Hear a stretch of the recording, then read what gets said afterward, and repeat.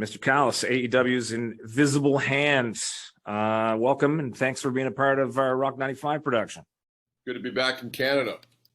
Yeah, first time for All Elite Wrestling to come to Canada. These shows in Toronto are hotly talked about, as AEW is. Now, as the Invisible Hand, and not just a veteran of AEW, but formerly of Impact Wrestling, WWE, New Japan. Did I miss any? ECW. ECW, of course. And I was actually offered a contract by WCW in 2001. So I've kind of, every major wrestling company, if there was money there, I came and took it from them. And that's a resume that not a lot of people have. Even some of the biggest names in the business have not been to all of those. What do you credit your prowess for getting in and taking their money? Talent and brains. I mean, I learned early on in the business, as I'm sure you've experienced in your line of work, that sometimes intellect threatens people. It's one of the great things about working for a guy with a 160 IQ like Tony Khan. He's not threatened by other people's intelligence. A lot of wrestling promoters are. And so what happens is I would go into these places and I would sometimes show a little too much of that intelligence. They go, oh, who does this guy think he is with his MBA and his PhD and all of those things? And then people would get threatened. And then you would have to move on. So I would move on to the next wrestling company. So I learned very quickly, people talk about the birth of the Invisible Hand. I learned very quickly to keep that intellect under wraps and operate behind the scenes, which is what I've continued to do with great success throughout my career, whether it was, reviving Impact Wrestling along with Scott D'Amore, or whether it was changing the entire wrestling business by booking Jericho Omega at the Tokyo Dome, the thing that changed the entire landscape of wrestling history. And then once again last year, changing the wrestling business when I came to AEW. So it's been a road where I've moved on, where I saw opportunity. Right now, all the opportunity is right here in AEW. Let's go back to 2018, Tokyo Dome, Chris Jericho versus Kenny Omega. The night that Tony Khan made the decision, I'm going to start All Elite Wrestling based on this Winnipeg connection. You've got Chris Jericho, Kenny Omega from Winnipeg. You've got Don Callis, the voice of Winnipeg, on commentary. Take us into that moment and that night and just how important it was and that whole Winnipeg connection. Part of the reason why they call me the Invisible Hand is because I have the ability to be a whisperer to top talent. And so for me, when I saw what no one else did, which was this opportunity of this mega match, this match that really is unrivaled when you think about two guys from totally different companies coming together, Chris Jericho for the first time wrestling in Japan, since he had been in WWF and WWE rather, it was this catastrophic world-changing event. And so the work went in on the front end. The work went in to dream it and then to make it happen. To actually see the match was phenomenal, because you're talking about two guys that not only were and are the best at what they do, but they also, two guys like me from Winnipeg, the connection with Chris, the connection with Kenny. And I'm very glad that Tony Khan is a visionary and recognized opportunities in the wrestling landscape and has created AEW. And I'm even more excited that AEW is coming to Toronto, which Toronto is clearly one of the best wrestling markets in the world. And I fully expect that when I walk around Yorkville and give those vendors my money like I will all week when I'm in Toronto all week again. If you want to come down and say hi, you'll find me in whatever the hottest clubs are. I will be there. I'll be in the best restaurants, and people will come up to me and they'll say, Don Callis, thank you for coming back to Canada. The tickets are available right now, allelitewrestling.com, for 2 nights of tapings, Wednesday night Dynamite, Thursday night Rampage. And you talk about how hot of a market Toronto is. Canada in general has this reputation for being, it's been called bizarro world by other places, and the reactions and the energy is unparalleled anywhere else on earth. You know this. Do you think there's any cognizant changing of direction, changing of storytelling, changing of the booking, because you're going to be in front of a Canadian audience for the first time? My experience with Toronto audiences is they're going to do what they're going to do. And I'm someone who in my entire career, I never worried or cared about what the audience thought about what I was doing. It's one of the reasons why I've been reviled, I suppose, that and jealousy. You can't worry about what the audience is going to do. You have to do what you do. You know, Tom Cruise in the middle of Top Gun Maverick doesn't pop out from behind the screens in the movie theater and go, "Oh, you're not liking it? Let me change the storyline." You have to be who you are. And that really is one of the secrets to success of professional wrestling. The Toronto crowd, is it going to be this way or that way? What it's going to be is hot. What it's going to be is passionate. And then you go and do what you do and let them enjoy it. There's been lots of talk about the forbidden door, and that kind of was your pathway from being a big name and catalyst in Impact Wrestling to appearing on both Impact and AEW and then making the move.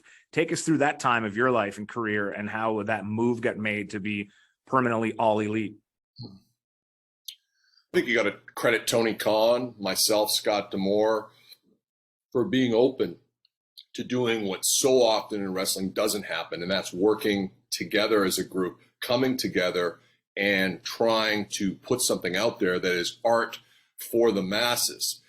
Those fans got to see something they never thought could happen, just like we did at the Tokyo Dome. We did it again in AEW. Tony Khan was open to it. And I think that during that time, you have a lot of closed-minded thinking. And sometimes it's like you have to convince people. You have to convince. There was people in the back in both companies who said, "Boy, this is a bad idea. Don't let Don go there. If Don goes there, something bad is going to happen." People in my own company would say that. People in AEW, I'm sure, told Tony Khan, "Don't let that guy in here. He's the invisible hand. He's hiding in plain sight." People said, "Oh, there's this storyline that he's trying to take over." Sometimes life imitates art, not just art imitates life. And so there was a lot of those backstage machinations going on in both companies. There was a lot of jealousy and rage about it. But again, to Tony's credit, he just saw results. So he allowed it to happen. And let's face it, I've been running roughshod over every wrestling company I've ever been in. Because to me, and I get criticized for it, but here's the deal. This is a selfish business. This is a carny business at base. It has been for 200 years. So don't criticize me for playing it the way that history has played wrestling the whole time. This is how it's intended to be done. And the people that are truly successful are quote unquote selfish. I see it as I'm just playing the game. That's it. You've run roughshod, like you said, in every place you've been. Also a constant is the Canadian connection, because you go back to WWE time and even some of the talent you work with, whether it was Truth Commission or Oddities. You've had John Tenta, who wrestled as Earthquake. You had Kurgan, the Giant, all under your hands. So there's that Canadian connection that's always been there. What was working with guys like that like? I mean, I'm going to separate the personal from the professional, okay? All the guys you mentioned are great guys. Love those guys. Loved Tenta. He was an excellent guy to be around. I loved Kurgan. Still like Kurgan a lot. Good friend of mine, Robert. Here's the thing. Sometimes you get, as they say, lemons and you have to make lemonade. Some people get lemons and make the best goddamn margarita you've ever had. And that's what Don Callis has done his whole career. You saddle me with the Truth Commission, one of the worst ideas, quote unquote, in the history of professional wrestling. You know what I did? I made it relevant. I got Kurgan out of the outfit. I put Kurgan into the black tights. We made Kurgan into a giant. Then things happen that are outside your control. But I don't think there was a Canadian idea here. I think it was just like, oh, these guys aren't over. Put Don with them. He'll get them over, which I did. And then we happened to be Canadian. Now, if you wanted to do a Canadian thing, you could have done what they originally were supposed to do when I went to WWF in 1997. And that was put me with the Hart Foundation. That would have been Canadian. Would have been a lot better. I'd probably be owning an island in Tahiti and retired for 20 years already if I'd done that. But fate deals us the hand we get. Well, we could go off in that tangent for another half an hour or so. But back to All Elite Wrestling coming to Canada next week. Something that sets AEW apart that you're a big part of, because you're the manager of Kenny Omega and the Elite, including the Young Bucks.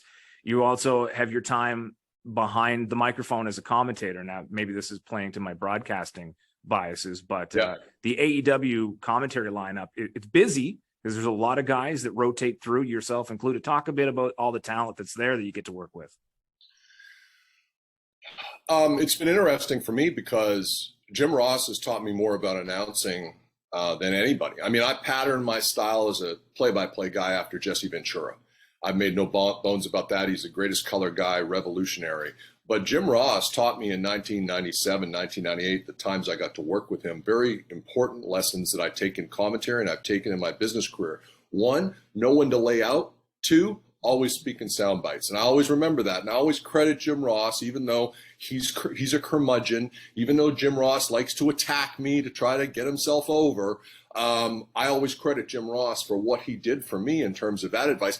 Tony Schiavone, I think, is, to me, I love the sound of Tony Schiavone's voice when I listen to wrestling. I listened to Tony Schiavone call so many iconic matches when I was a wrestling fan. So being out there with Schiavone, getting to hit those Jesse Ventura lines on Schiavone just like Jesse used to is pretty exciting for me. Do I like Tony Schiavone and Jim Ross personally? Of course not. I mean, they're miserable old bastards who like to attack me when I'm out there, and it's ridiculous. Excalibur, I used to wonder why he wore a mask, then I saw him without it, so I think it's probably a good thing.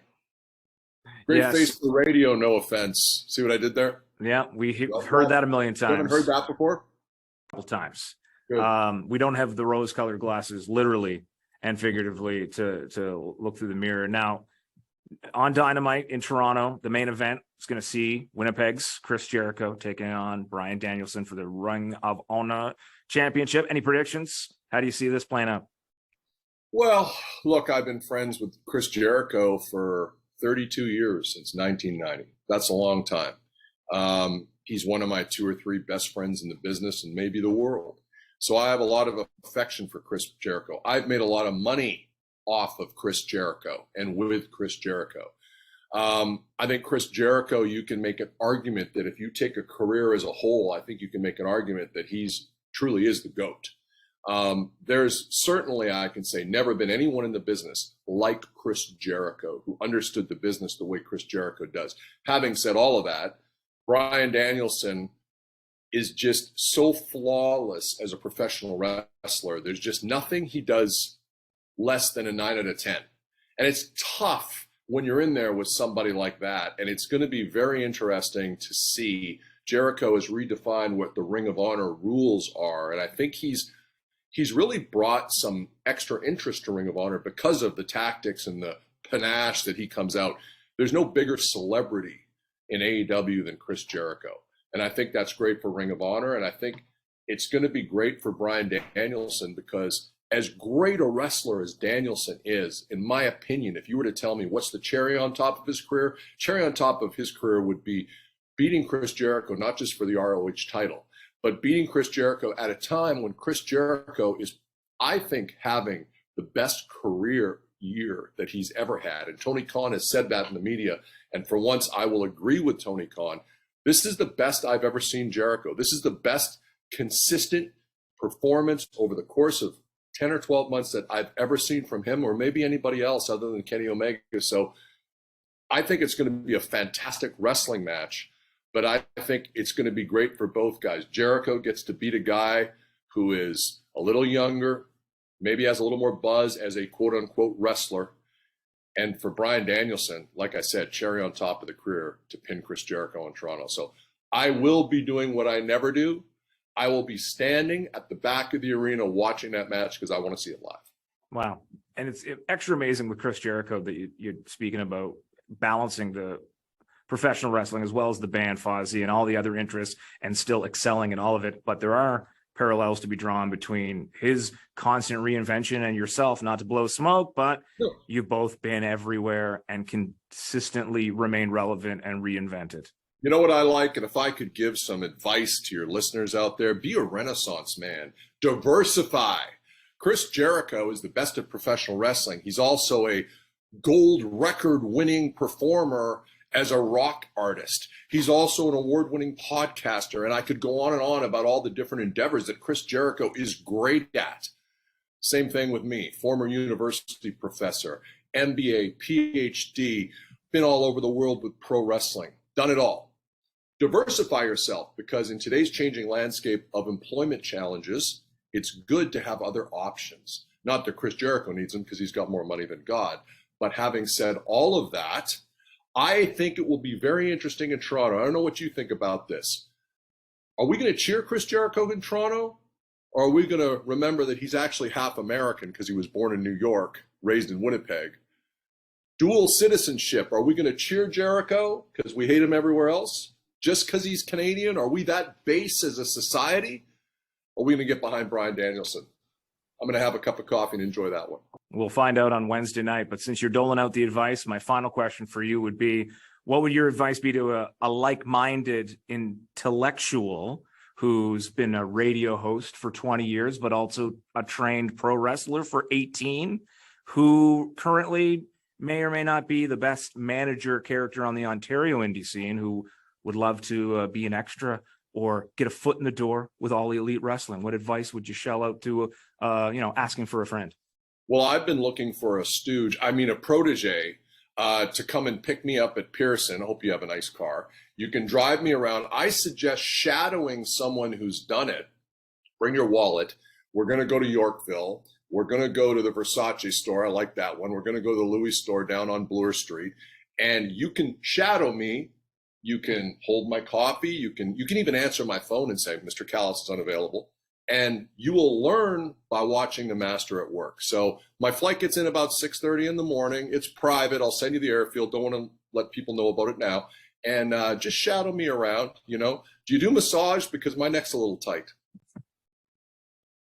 That's old school wrestling, by the way. 1970s, you would have been giving me a massage. You would have been carrying my bags. I got some laundry, too, if you really want to do it. That's Japanese-style wrestling, though. So that's old school. It doesn't happen anymore, that kind of thing, is what you're saying? But that's how you learn. You're going to go, wow. I will tell you this, all joking aside. When I wrestled Rick Martel in 1994, I had been in the business for 5 years. I learned more in a 25-minute match with Rick Martel than I had in 5 years wrestling 100 and some odd matches with other people. So legitimately, you will learn, but bring your wallet. All right. Those are some solid advice from the Invisible Hand, the intellectual that is behind the scenes in All Elite Wrestling, stirring the pot. And will we get to see you on television Wednesday night? I know that people are clamoring for the return of Kenny Omega and the Young Bucks, but the drama might inhibit that from being a reality. What does Don Callis have planned for Toronto? Don Callis always does exactly what Don Callis wants to do. So if I feel compelled to step out in front of the audience, you never know what I might do. But for sure, I will say this. If you're a wrestling fan in the Toronto area and you haven't got your ticket yet for this event, if you haven't gone down there hoping something will happen and you'll be able to get in, I strongly suggest you do this, because this is a show that even Don Callis would probably pay to get in, or I'd get you to pay for me to get me in. But this is going to be, in my opinion, the best top to bottom professional wrestling show in Toronto in the last 100 years. And that's saying a lot, because you guys have had some great wrestling, as you know. Well, if you break that curtain, I'll definitely bring my wallet and tag along with you. And make it rain. AllEliteWrestling.com to get your tickets. Dynamite Wednesday, October 12th. The Rampage tape will be Thursday the 13th. The Invisible Hand Don Callis. Thanks for talking to us today. We look forward to seeing you. Thanks, brother.